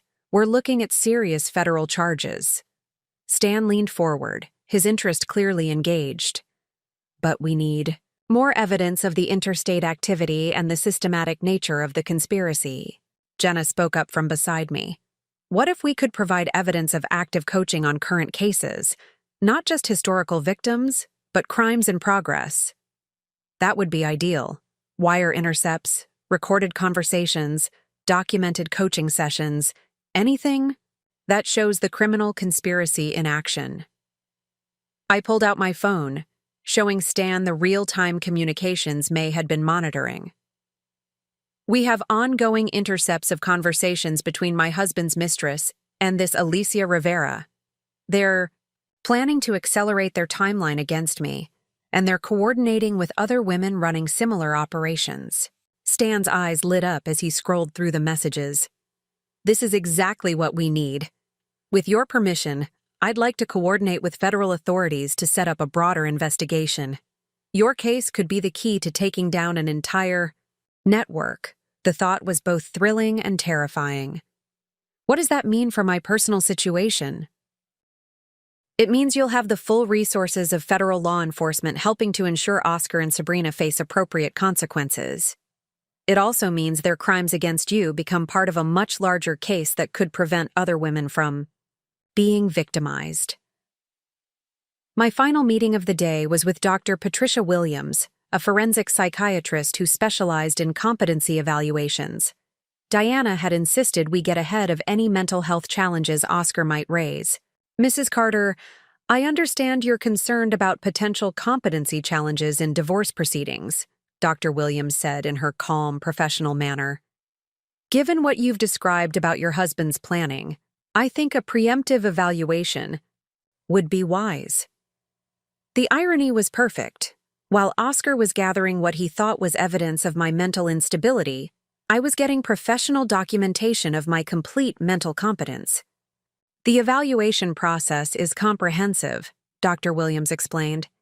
"Psychological testing, interviews, review of medical history, and assessment of decision-making capacity. The goal is to establish baseline documentation of your mental state before any accusations are made." 3 hours later, I walked out with preliminary results that would make Oscar's competency challenge laughably impossible. Dr. Williams had found me to be not just mentally competent, but exceptionally analytical and clear-thinking under pressure. "Your cognitive function test scored in the 95th percentile," she'd noted.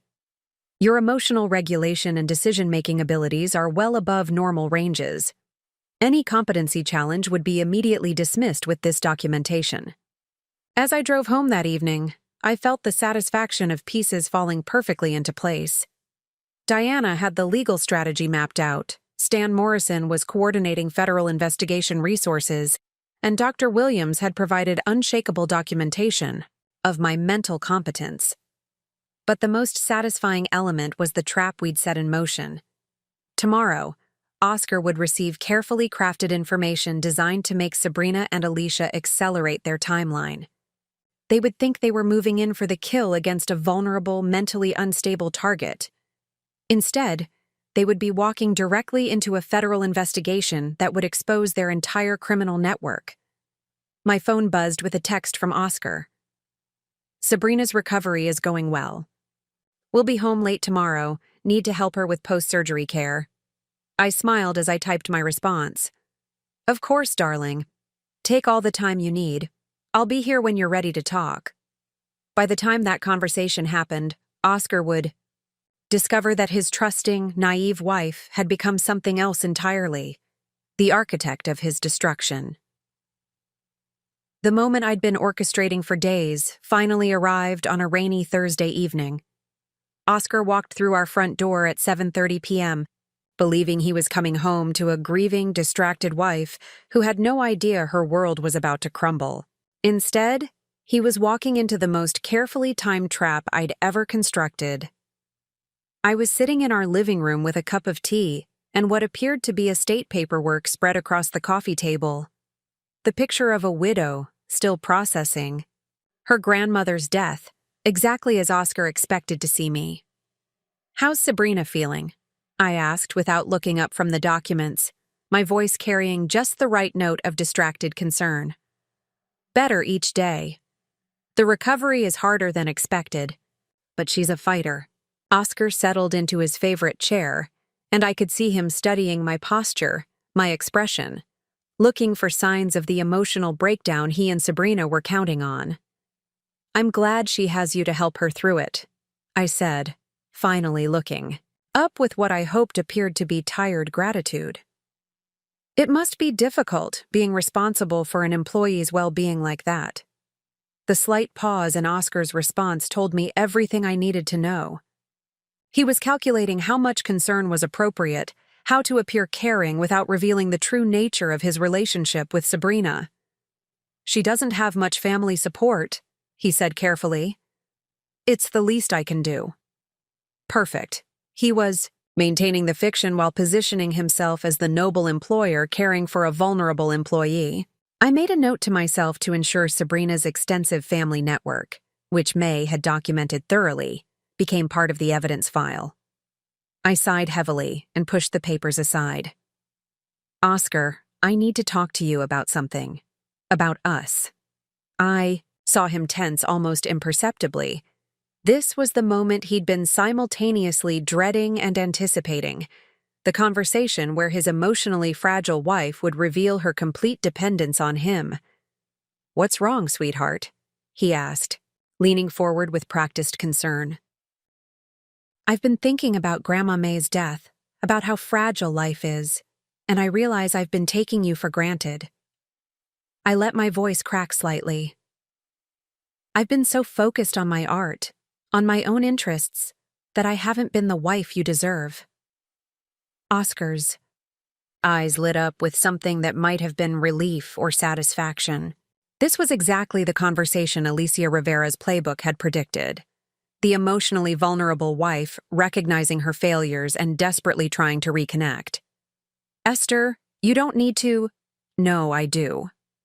I stood up, moving to sit on the arm of his chair in a gesture that would seem intimate but actually positioned me to observe his reactions more closely. The inheritance situation has made me realize how little I understand about our finances, about planning for the future. I want to be more involved, more supportive of your decisions. I watched Oscar's face carefully as I delivered the information. That would trigger Sabrina and Alicia's accelerated timeline. "The estate is finally settled. After taxes and expenses, there's about $47,000. Not as much as we hoped, but at least it's something." Oscar's expression shifted, almost imperceptibly, a brief flash of calculation before settling back into supportive husband mode. "Every bit helps, sweetheart. We'll invest it wisely." "That's what I want to talk about. I've been thinking we should consolidate everything into joint accounts, make it easier for you to manage. I trust you completely with financial decisions." I paused, delivering the final piece of bait. And honestly, dealing with all this paperwork has been overwhelming. Sometimes I feel like I'm not thinking clearly. The last sentence was crucial. Alicia Rivera's strategy depended on the wife appearing mentally fragile and financially dependent. I was giving Oscar exactly the opening he needed to justify accelerating their competency challenge timeline. "You've been through a lot," Oscar said, his voice taking on that condescending tone I'd learned to recognize. "Grief affects people differently," Maybe you should talk to someone, a counselor or therapist. Perfect. He was already positioning the idea of professional mental health evaluation, probably planning to have someone in Alicia's network conduct the assessment. Maybe you're right, I said, allowing uncertainty to creep into my voice. Would you help me find someone? I don't even know where to start. Of course. I'll take care of everything. I was certain that by tomorrow, Oscar would be coordinating with Sabrina and Alicia to fast-track their plan. The fake pregnancy timeline would be accelerated, the competency challenge would be moved up, and they would begin positioning for immediate asset seizure based on my apparent mental fragility and financial dependence. They had no idea they were walking into a federal investigation. My phone, lying face down on the coffee table, was recording every word of our conversation. May's surveillance equipment was capturing Oscar's location data, and Jenna's team was monitoring all communications between the co-conspirators. As Oscar excused himself to make some work calls, I knew he was actually coordinating with Sabrina about their accelerated timeline. Within hours, Alicia Rivera would be coaching them on how to exploit my apparent vulnerability for maximum financial gain. But tomorrow morning, instead of finding a confused, dependent wife ready to be manipulated, Oscar would discover that his victim had spent the week assembling a team of federal investigators, forensic accountants, and prosecutors who were ready to dismantle his entire conspiracy. I cleaned up the fake estate paperwork, actual documents from a completely different case that Diana had provided as props, and prepared for the final phase of my counter-operation. In 12 hours, Sabrina would be recovered enough to implement their pregnancy deception. In 12 hours, Oscar would expect to begin the process of having me declared mentally incompetent. In 12 hours, they would discover that the quiet artists they'd been planning to destroy had been systematically documenting their every crime while building an unshakable case for their prosecution. The timing was perfect. They were about to commit their most serious crimes based on information I'd carefully fed them, walking directly into a trap that would ensure they faced the maximum possible consequences for every lie they'd told and every dollar they'd stolen. Smiled as I headed upstairs, looking forward to the most satisfying morning of my life. Friday morning arrived with the crisp clarity of a day that would change everything. I woke early, showered, and dressed carefully in a sharp business suit that Oscar had never seen me wear, the kind of outfit I'd worn during my corporate consulting days when I was dismantling financial fraud operations. Oscar was still asleep when I left the house at 6:30 a.m., heading to a coffee shop 3 blocks from his office building. At exactly 7:45 a.m., as Oscar would be arriving at work, I made the first move in what would become the most devastating Friday of his life. I called his office direct line from a number he wouldn't recognize. Oscar Carter speaking.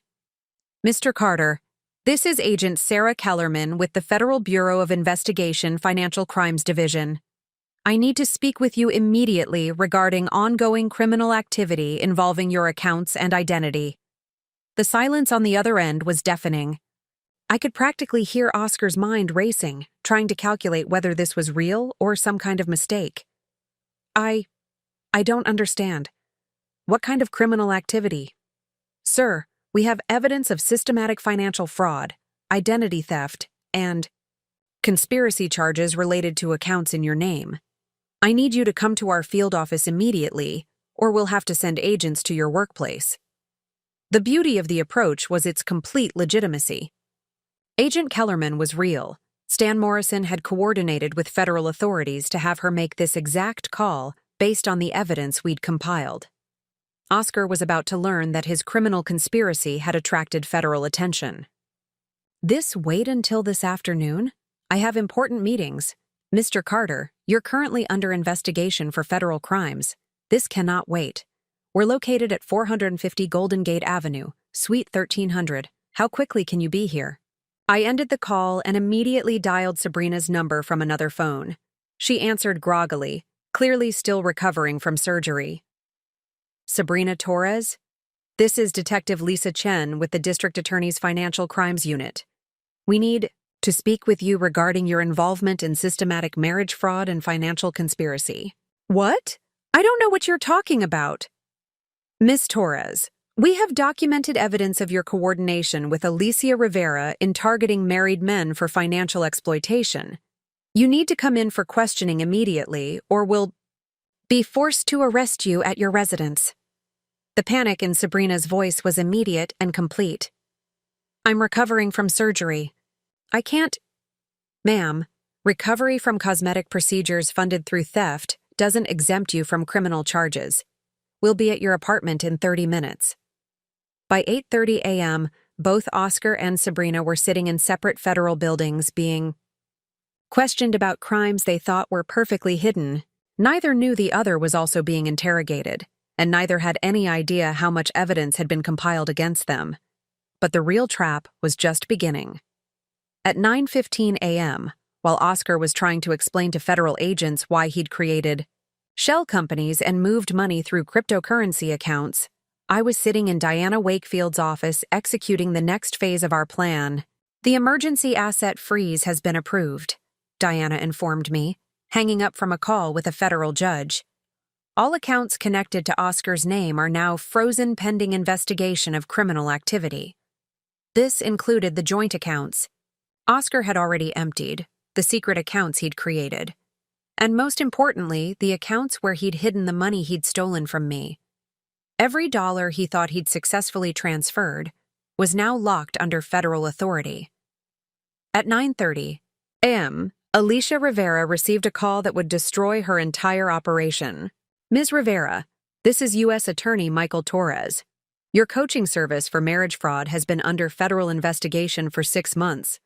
We have evidence of your involvement in crimes across multiple states, and we're prepared to file RICO charges against your entire network. The coordinated takedown was beautiful in its precision. While Oscar and Sabrina sat in interrogation rooms trying to explain their individual crimes, federal agents were simultaneously raiding Alicia Rivera's offices, seizing her client files, and discovering the full scope of her marriage destruction business. By 10 a.m., Harold was calling me with updates from his position as Oscar's emergency contact. The FBI contacted me about Oscar being detained for questioning, Harold said, his voice a mixture of shock and grim satisfaction. They're asking about his character, his financial history, whether I've observed any suspicious behavior. What did you tell them? I told them the truth, that my brother has been acting strangely for months, that I've been concerned about his financial decisions, and that I've documented several conversations where he seemed to be planning something involving his marriage. The final piece of the trap activated at 10:30 a.m., when May called to confirm that Sabrina's apartment was being searched under federal warrant. They found everything, May reported with satisfaction. The false pregnancy test kits, the correspondence with Alicia Rivera, even a notebook detailing her strategy for your husband's case. She documented her own crimes. But the most satisfying moment came at 11 a.m. when I received a call from Agent Kellerman. Mrs. Carter, your husband is asking to speak with you.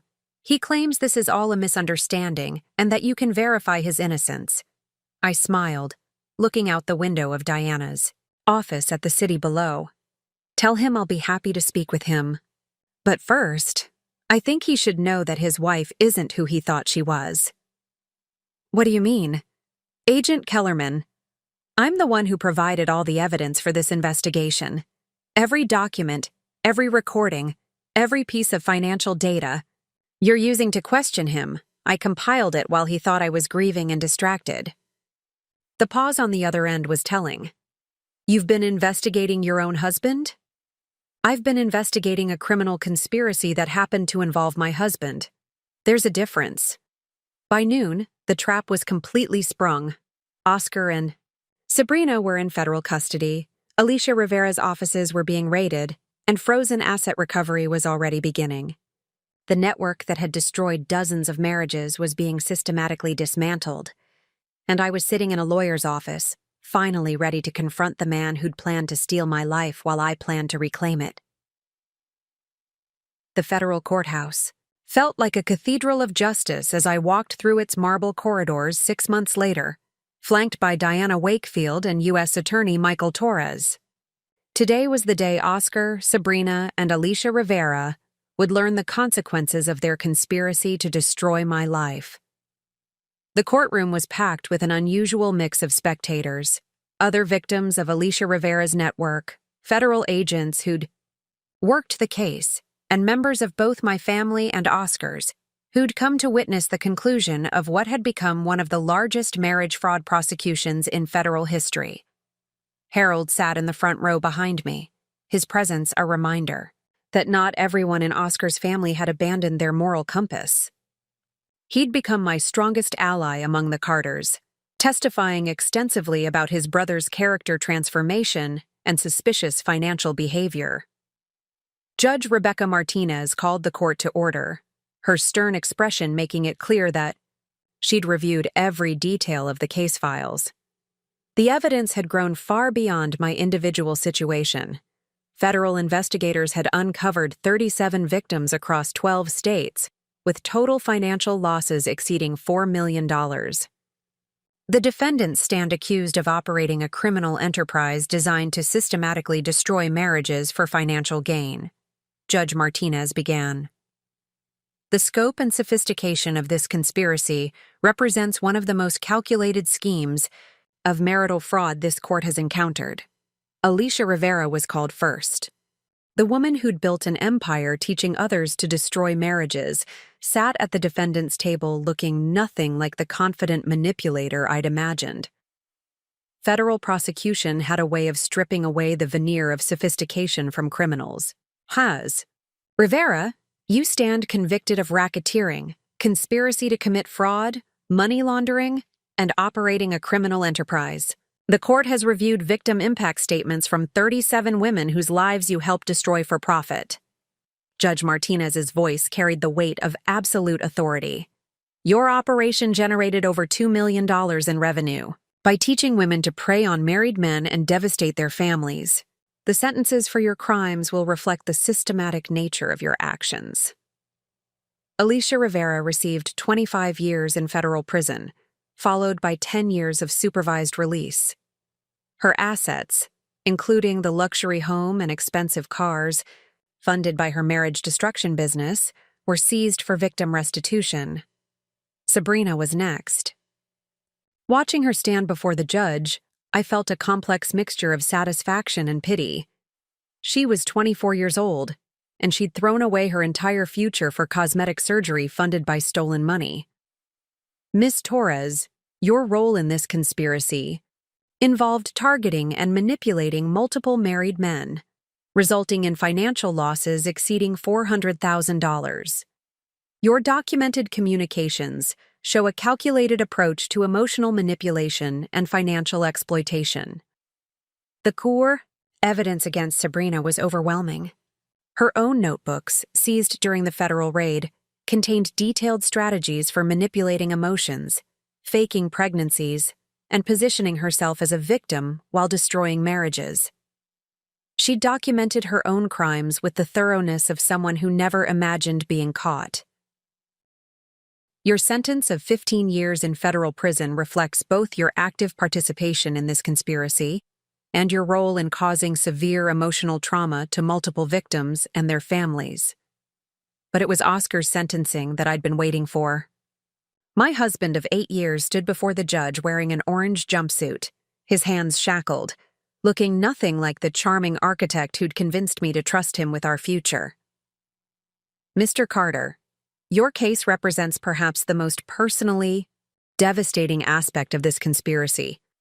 You didn't just participate in criminal fraud, you betrayed the most fundamental trust possible between married partners. Judge Martinez reviewed the specific charges: theft of marital assets, identity fraud, conspiracy to commit financial crimes, and attempted mental competency fraud. The last charge was particularly damning. Oscar's plan to have me declared mentally incompetent to gain control of assets was considered among the most serious violations of spousal trust the court had seen. The evidence shows you systematically planned to destroy your wife's financial security, mental health, and legal capacity.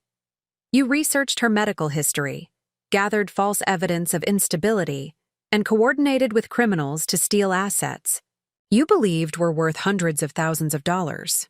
The irony wasn't lost on anyone in the courtroom. Oscar had committed federal crimes to steal what he thought was a modest inheritance, not knowing he was actually targeting $10 million. His greed had been surpassed only by his complete miscalculation of his victim. Your sentence of 20 years in federal prison reflects the premeditated nature of your crimes and the violation of fundamental marital trust. Additionally, you are ordered to pay full restitution of all stolen assets, plus damages for emotional distress. As the defendants were led away in shackles, I felt not triumph, but a profound sense of closure. The man I'd married no longer existed, if he ever had. The person who'd stood before the judge was someone who'd planned to destroy my life for money, someone I'd never actually known, despite 8 years of marriage. Outside the courthouse, Diana handed me a check representing the full recovery of my stolen assets, plus additional damages that had been awarded by the court. "All your money has been recovered," she said, "plus interest, penalties, and punitive damages." The federal seizure of their assets was remarkably thorough, but the most satisfying vindication came from U.S. Attorney Torres. "Mrs. Carter, your investigation and evidence compilation was instrumental in dismantling an entire criminal network. Because of your work, 37 other victims will receive justice and restitution." I looked back at the courthouse steps, thinking about the woman who'd sat in a hospital room 6 months ago, learning that her husband had stolen their life, savings for his mistress's surgery. That woman had been devastated, betrayed, and seemingly powerless. The woman walking down these steps was someone entirely different, someone who'd learned that justice wasn't something that happened to you, but something you had to fight for, and build systematically, piece by piece. The quiet artist they'd underestimated had become an architect of justice. And unlike their conspiracy built on lies and theft, the structure I'd built was unshakable, permanent, and absolutely devastating to anyone who'd thought they could destroy my life without consequences. 2 years after the courthouse steps, I stood in a very different kind of building, a converted warehouse in downtown that housed the headquarters of the Sentinel Foundation, the nonprofit organization I'd established to help other women navigate financial fraud within marriages. Through morning light streamed through tall windows as I reviewed the case files scattered across my desk. Each folder represented a woman who'd reached out for help after discovering her husband's betrayal, and each one reminded me why this work had become my true calling. "Esther, the 10 o'clock consultation is here," said Jenna, who'd left the Attorney General's office to become the Foundation's Director of Investigation. "Jennifer Walsh, the case from Sacramento, where the husband emptied the children's college funds for his girlfriend's business venture." I smiled at the familiar pattern. Men who stole from their families rarely showed creativity in their justifications. Let me guess, she has no idea about her legal options and thinks she's powerless because he controlled the finances? Exactly. But she also mentioned something interesting. She thinks her husband might be following some kind of playbook. His behavior matches other cases we've seen. The Alicia Rivera network had been dismantled, but others had emerged to fill the void. The business of teaching people to destroy marriages for profit was apparently too lucrative to die with one prosecution. May entered the office carrying a fresh investigation file. "We've got confirmation on the Portland case. 3 more women, all married to men who started relationships with women from the same social media group. They're being coached by someone, calling herself Life Enhancement Consultant Rebecca Stone." "Same methods as Rivera?" I asked, though I suspected I already knew the answer. Identical playbook. Target financially comfortable married men, create emotional dependency, then systematically extract assets while positioning for long-term financial benefit. They're even using the same fake pregnancy and mental competency strategies. The work had evolved far beyond my personal revenge into something that felt like a true mission. The Sentinel Foundation now employed 12 full-time investigators, maintained relationships with federal law enforcement agencies, and had helped recover over $15 million for fraud victims. But the most satisfying aspect wasn't the money recovered or the criminals prosecuted. It was the transformation I witnessed in the women who came to us. They arrived feeling powerless, betrayed, and often blaming themselves for not seeing the warning signs. They left understanding that they'd been targeted by sophisticated predators and equipped with the tools to reclaim their lives. Harold stopped by my office most afternoons, having become both a board member of the foundation and one of my closest friends. The man who'd once been my brother-in-law was now something more valuable, a reminder that decent people existed and that family could be chosen rather than inherited. "Any word from the federal task force?" he asked, settling into the chair across from my desk. "They're announcing the indictments next week. 18 people across 6 states, all connected to these life coaching services that teach women to destroy marriages." I leaned back in my chair, feeling the satisfaction of another network about to crumble. It's becoming a specialized field of law enforcement. My phone buzzed with a text from someone I'd never expected to hear from again. Diana Wakefield. New client, high-profile case. Husband is a federal judge. Wife just discovered $2 million missing and a 20-year affair.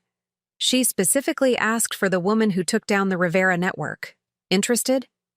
I looked around my office, at the case files of women whose lives had been systematically destroyed by people they trusted, at the wall of photographs showing successful prosecutions and recovered assets, at the team of investigators who'd chosen to fight this particular kind of evil. 2 years ago, I'd been a naive artist who trusted completely and questioned nothing. The betrayal that was meant to destroy me had instead revealed who I really was underneath the surface, someone with the analytical skills to uncover complex fraud, the determination to see justice through to completion, and the strategic thinking to turn personal devastation into a force for protecting others. Oscar had wanted to steal my inheritance and leave me with nothing.